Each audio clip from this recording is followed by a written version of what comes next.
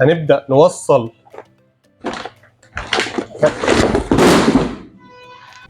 السلام عليكم. تفتكروا لما نروح نشتري شاشة تلفزيون جديدة ايه الحاجات اللي المفروض نعرفها علشان نتوفق في عملية الشراء؟ هنقول لحضراتكم حاجات مهمة، تابعوا معانا الفيديو للآخر.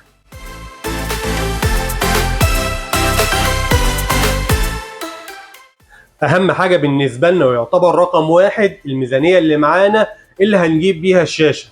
هل الميزانية ديت هتخلينا نجيب شاشة مقاسها 32 ولا 43 ولا 50 ولا 60 ولا كام بوصة؟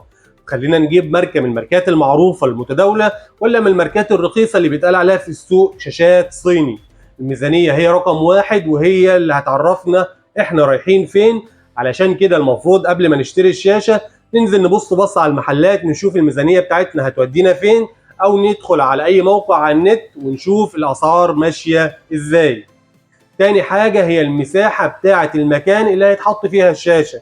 يعني ما ينفعش نقعد في مكان كبير جدا ونحط فيه شاشة 32 ولا 43، بالتالي مش هنشوف منها حاجة والشاشة بالنسبة لنا هتبقى بعيدة جدا. او هنقعد في غرفة ونقعد بعيد عن الشاشة متر ولا 2 ونحط الشاشة 70 ولا 80 بوصة، الكلام ده كله هيبقى غلط. والافضل ان احنا نبص على الجدول اللي احنا حاطينه على الشاشة دلوقتي. الجدول ده هيبين هنقعد بعيد عن الشاشة كام متر ومقاس الشاشة المناسب. الحاجة اللي بعد كده ماركة الشاشة الأفضل في السوق حاليا. من أفضل الماركات اللي موجودة في السوق حاليا يا إما LG يا إما سامسونج، وده لأن الشركتين بيستخدموا للسكرينة بتاعتهم خامة IPS، ودي من أفضل الخامات اللي موجودة في السوق اللي بتدي سطوع ونقاء عالي، زائد إن البروسيسور بتاعهم كفاءته عالية جدا. هيدونا جودة كويسة جدا وهيدونا كفاءة عالية. لكن احنا عاوزين نقول حاجة في الشاشات حاليا. الشاشات حاليا مش زي 10 و15 سنة فاتوا. الشاشات الأول كنا بنجيبها ونشتريها وننساها.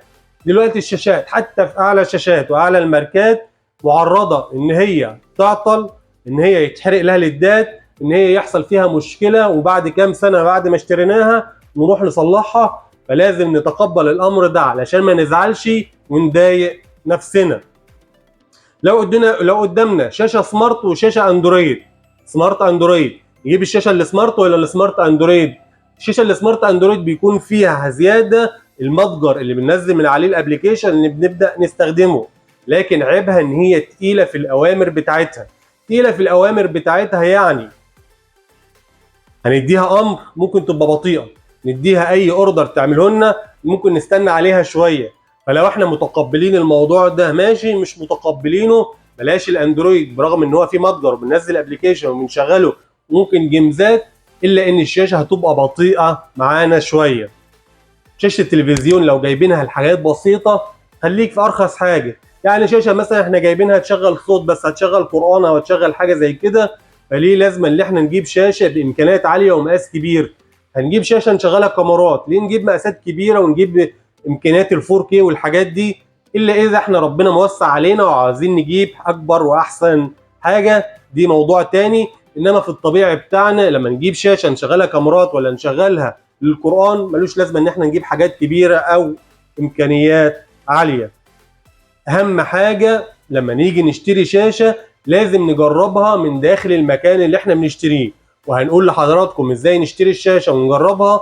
لان لو في كسر في الشاشه لا قدر الله ده مشكله كبيره جدا، ممكن يغرمنا فلوس كتيره. يلا بينا نعرف ازاي بنجرب الشاشه، او هنخلي المحل او التاجر اللي قدامنا يجرب لنا الشاشه واحنا بنشتريها.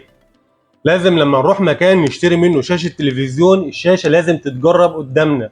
ما ينفعش نخرج من المكان والشاشة ما اتجربتش، لأن الشاشة لو فيها كسر لا قدر الله ممكن تروح المكان تكتشف الكسر ترجع للتاجر تاني، التاجر يقول لك إن أنا مسلمها لك سليمة، ونبدأ ندخل في نزاع وفي مشاكل حاجات ملهاش لازمة. الأفضل إن أنت لو التاجر ما جربهاش من نفسه تقول له لو سمحت جرب لي الشاشة أنا عاوز أجربها. وهنديك مثال لتجربة الشاشة.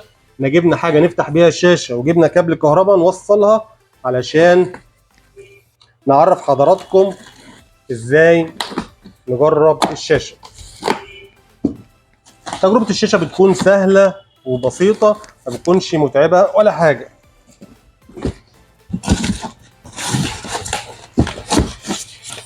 ده الفل بتاعها بيكون معاها طبعا شاشة الضمان والريموت والكابل بتاعها. احنا بنسيب الكابل زي ما هو، واحنا جايبين كابل لنفسنا بحيث ان احنا بنجرب بيه بره عشان ما نفتحش الكابل اللي موجود في الكتيب بتاعها.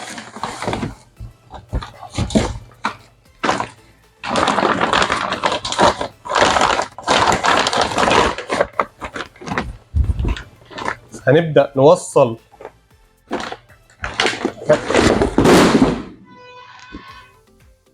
الشاشة. للأسف وقعت واتكسرت، ربنا يعوض علينا.